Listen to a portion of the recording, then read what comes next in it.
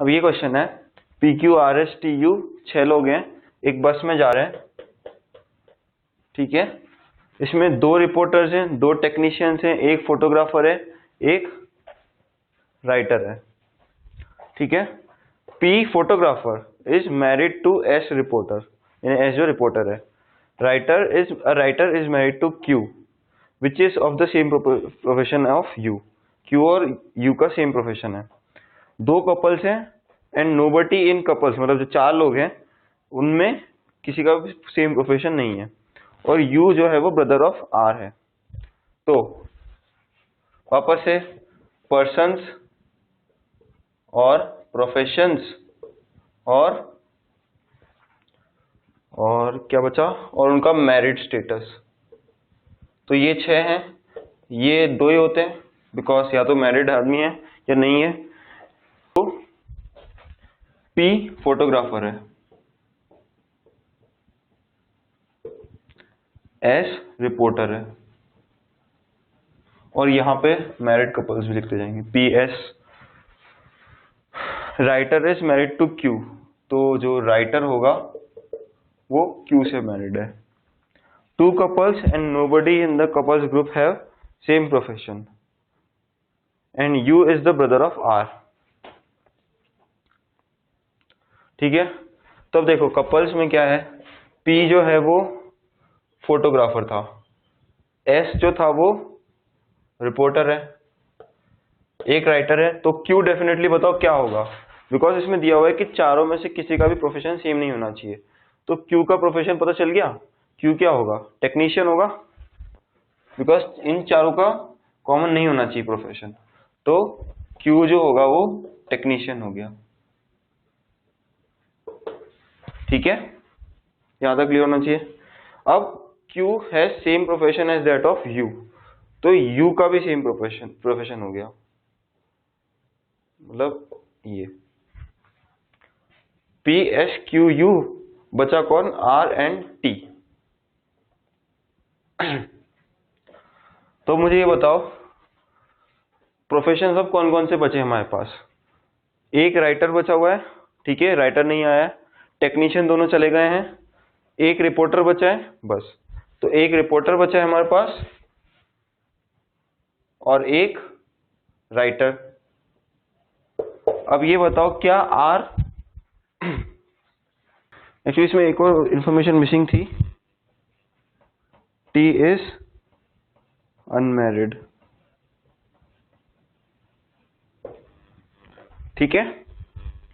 तो अब T unmarried है और यू का प्रोफेशन सेम है क्यू से, तो मतलब क्यू का जो स्पाउस होगा वो कौन होगा, यू हो नहीं सकता बिकॉज सेम प्रोफेशन है। आर और टी, तो आर और टी में से टी अनमैरिड है, तो टी अनमैरिड है इसलिए R will be the pair, तो ये आर आ जाएगा, तो R will be the writer. तो बचा कौन, राइटर, तो एक रिपोर्टर बचा बस। तो ये सबके प्रोफेशंस क्लियर हो गए, ठीक है। तो अब ऐसे पूछ सकते हैं पेयर ऑफ टेक्नीशियंस कौन है, तो पेयर ऑफ टेक्नीशियंस ये दोनों हो गए। पेयर ऑफ रिपोर्टर्स पूछ लिया, तो टी और एस, एंड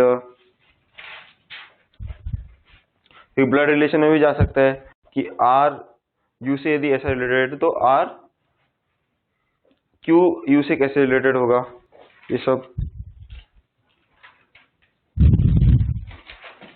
अच्छा ये एक इंपॉर्टेंट क्वेश्चन है कि how is R related to U, U is brother of R, लेकिन हमें ये बताना है कि आर यू का क्या है, भाई है, नहीं हम डेफिनेटली नहीं कह सकते। यू आर का भाई है, लेकिन आर हो सकता है लड़की हो या लड़का हो, दोनों हो सकता है।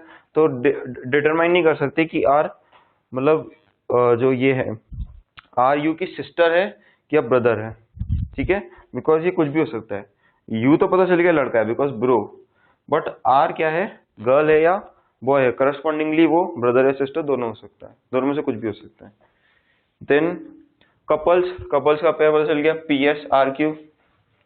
फिर हस्बैंड्स का पेयर भी नहीं बता सकते बिकॉज दिया नहीं हुआ है, आर का नहीं पता है हमें और पी का भी नहीं पता है टेक्निकली। ठीक है, ठीक है। ये लास्ट क्वेश्चन देखते हैं। P Q R S T U 6 players दिए हुए हैं, छह मतलब डिफरेंट गेम्स खेलते हैं, football, cricket, tennis, basketball, badminton, volleyball. ठीक है। T taller than P and S plays tennis. Tallest player plays basketball. R is shortest and plays volleyball. Q and S neither plays volleyball nor basketball. T is between Q and P and Q plays football. तो वापस से अब चूंकि distinct है तो हम square बना सकते हैं। 6 का बनेगा 5 6।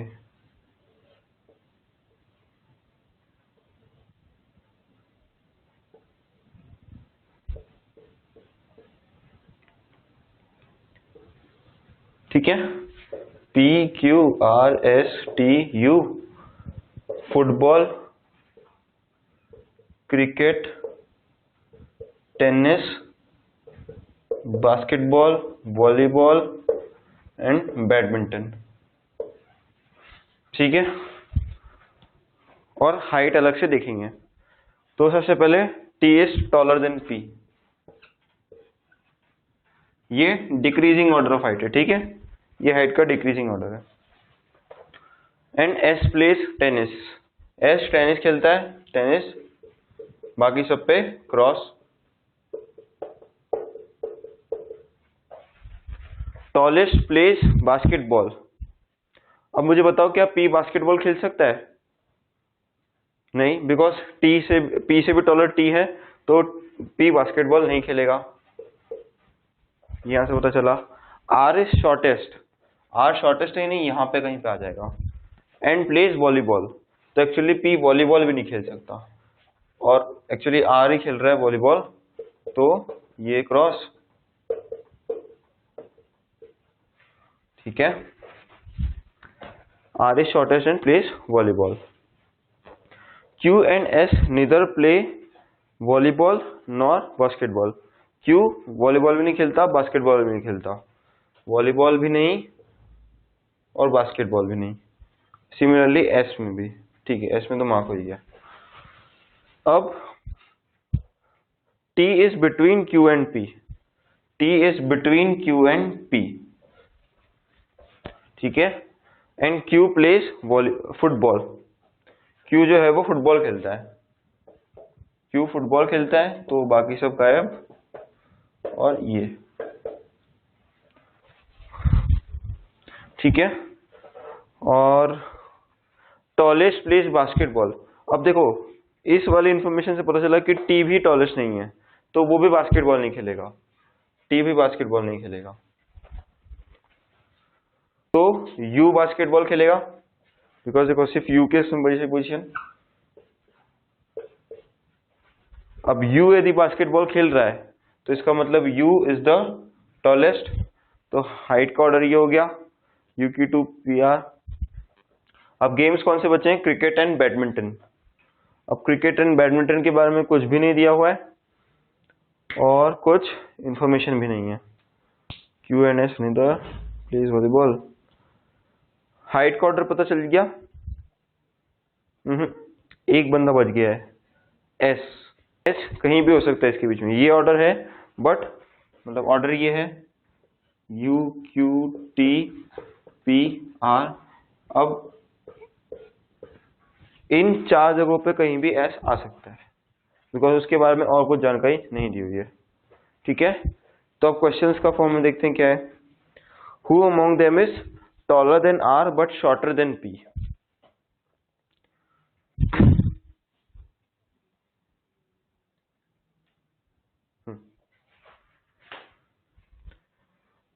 Taller than R but shorter than P, तो हो सकता है S हो या हो सकता है ना हो, कुछ भी हो सकता है, तो इसलिए कांट बी डिटरमाइंड, बिकॉज हो सकता है S यहाँ पे आ जाए, कोई दिक्कत नहीं है, S की कुछ इन्फॉर्मेशन दी नहीं है, तो इट इज पॉसिबल कि वो बस ये फिक्स है कि U टॉलर होगा और R शॉर्टेस्ट होगा, बिकॉज U बास्केटबॉल खेलता है।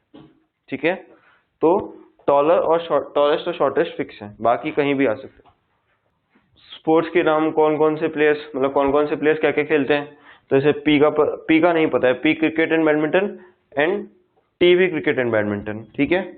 एंड क्यू का फुटबॉल है, आर का वॉलीबॉल, एस का टेनिस एंड यू का बास्केटबॉल। तो इनमें से कुछ भी हो सकता है, और इन दोनों का या क्रिकेट और बैडमिंटन में से कोई एक यदि बता दे कि हाँ पी, यदि क्वेश्चन में दिया हो कि if P is playing cricket तो ऑटोमेटिकली टी बैडमिंटन खेलेगा। और हाइट के बीच में डिफरेंस पूछ सकते हैं, हाइट का पूछ सकते हैं कि हाइट का ऑर्डर ये दिया हुआ है तो इस पे बेसिस पे कुछ क्वेश्चंस आ सकते हैं, ठीक है।